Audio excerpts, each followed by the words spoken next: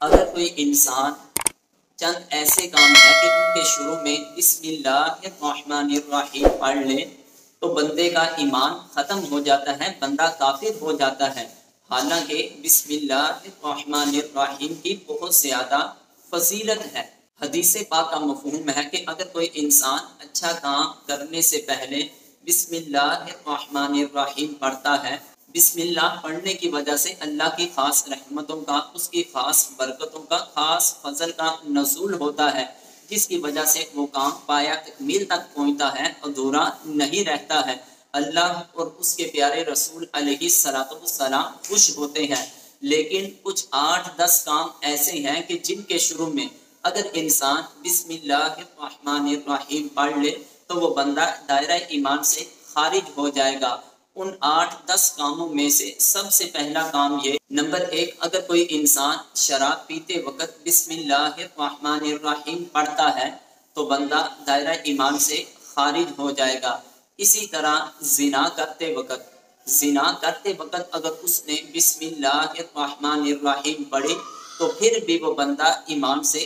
خارج ہو جائے گا، بندہ کافر ہو جائے گا۔ اور اسی طرح سودی معاملات طے کرتے وقت، سود لیتے وقت، دیتے وقت اگر اس نے بسم اللہ الرحمن الرحیم پڑھا تو بندہ دائرہ ایمان سے خارج ہو جائے گا۔ اسی طرح چوتھے نمبر پر کسی کا ناحق قتل کرنے لگا ہے، کسی کو قتل کرنے کا ارادہ ہے اور اس نے بسم اللہ الرحمن الرحیم پڑھ کر اس کو قتل کیا تو قتل اس کو کیا صرف قتل کرنے کی وجہ سے۔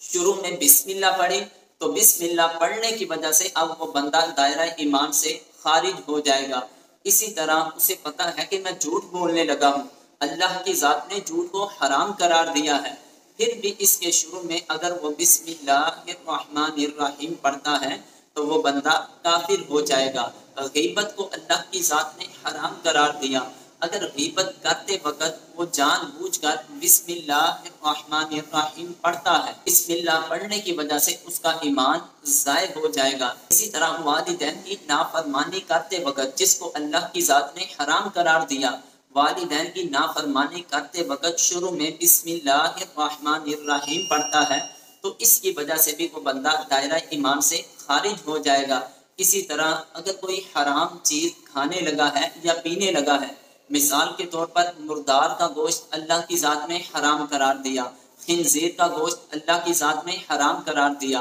خون کو اللہ کی ذات نے حرام قرار دیا ہے، ان حرام چیزوں کے شروع میں اگر وہ بسم اللہ الرحمن الرحیم پڑھتا ہے